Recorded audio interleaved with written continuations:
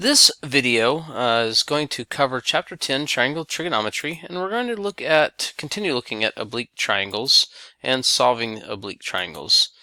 Now, the last video talked about case 1, and this video is going to talk about case 2. So, remember in case 1, you were given two angles and a side, and case 2 is when you're given two sides and the angle opposite of one of these sides is known.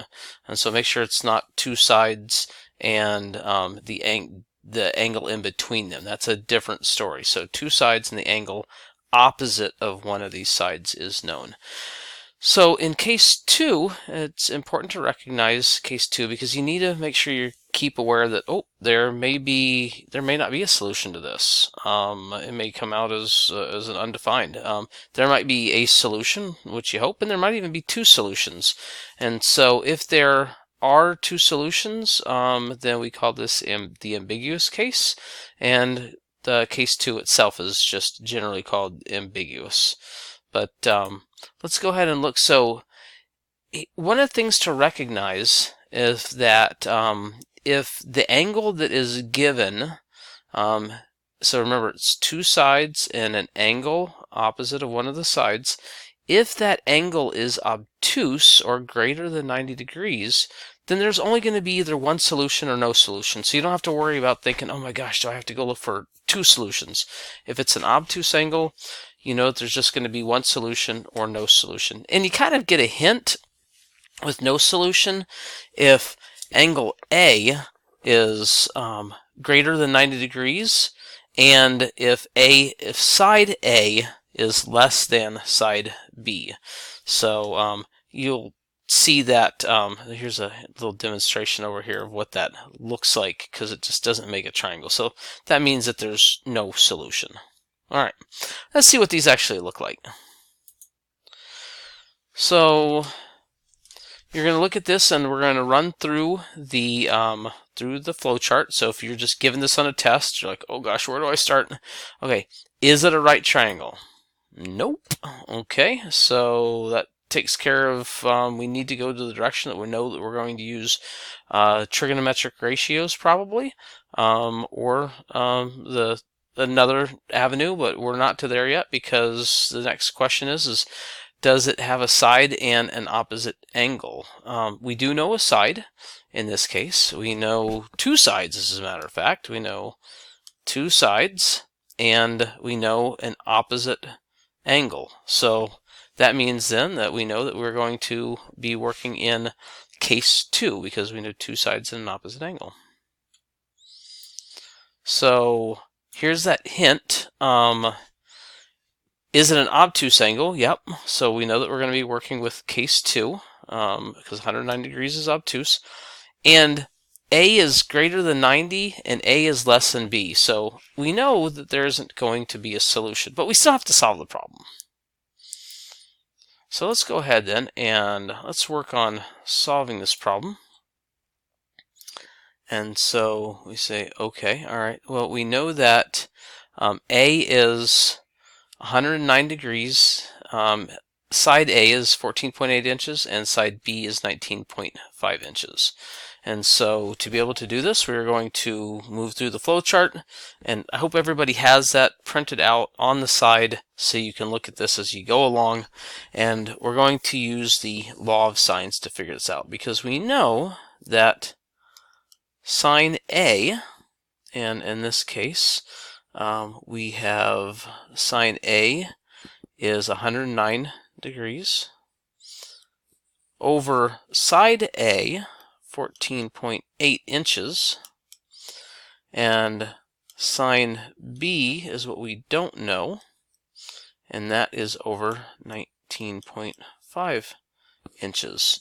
And so we can go ahead and figure out sine B, and we'll do that by isolating that variable, 19.5, so that cancels that out, 19.5, and so multiply that times that, and so get the calculator.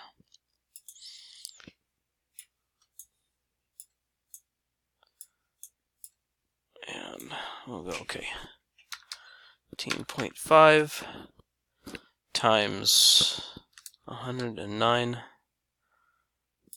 sine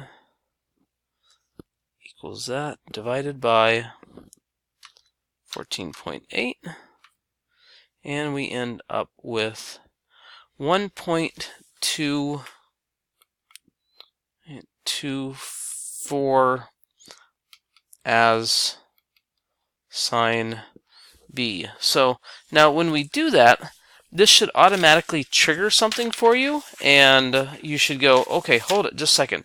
If sine, I know that sine should always be 1 or less, because 1 is 90 or less. And so if its sine is greater than that, then I know that this is actually doesn't work, and so that this is doesn't have an answer. And so just to double check that, if you want, you can go to your inverse sine, and it will show you that that's an invalid input. Because normally if it was point whatever and you did an inverse sine, it would give you your angle for B. In this case, it's invalid input or error on some of your calculators, and so you know that that this has no this problem does not have an answer. Okay. Let's look at the next one, and we're going to solve this one very similarly to the way that we solved the last one. And so go ahead, and if you want to try to run through the flow chart and come up with an answer. Okay, so let's go ahead and run through the flow chart. So we're going to look at this and say, okay, is it a right triangle? No, we know that it's not. And does it have a side and an opposite angle? Let's see, we have two sides, and an angle opposite to side A. So, yep, that's true. So, now is it obtuse? Okay, it is obtuse, so we know that it's case 2, and there might be a couple answers. So let's see, here's a hint, though. The longer side of the two given sides is an obtuse angle, so there is going to be a solution. All right. So the longer of two given sides is opposite. So we see that this one is the one that's opposite of the obtuse angle. That's kind of a hint. So now let's go ahead and figure it out. So we know that through our flowchart, we're going to use the law of sines. And let's go ahead then, and we need to still have our information up here. So we're going to go sine A, and in this case, let's see, just say sine A is sine of 121.4 over side A, 28.4, equals sine B over side 11.2 centimeters. So I'll go ahead and get this by itself, multiply by one side, 11.2 times the other side, and we'll go 2 times 121.4 sine, and make sure we're not on inverse sine. Sine equals divided by 28.4. Alright, so see how you come up with a decimal here? So this is 0.337 equals sine B. So now to figure out what the actual angle is, we'll just do inverse sine, and that gives us that 19.67 equals angle big B. So let's go ahead and see what we've got now. So now we know, let's see, we could probably even start drawing this out. We know it's an obtuse triangle, right? And we know that A is 121.4, and we know that now we know that B is 19.67.